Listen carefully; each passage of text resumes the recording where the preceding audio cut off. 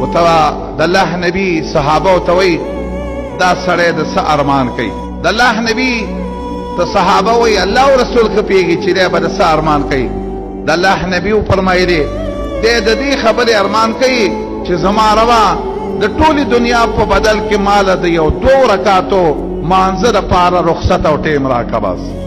دنیا مینه د پکار هما ته چې صرف دومره مکمله او شي چې زه یو 2 رکعات مون تعالی وکما تا ته سرخ کته کوم او تا ته پزمکه د سر کې دما مال الله د ټولي دنیا په بدل کې د 2 رکعاتو اجازه راکا بس والله قران کې الله فرمایي کله چې انسان ساخیږي د به ارمان کې قال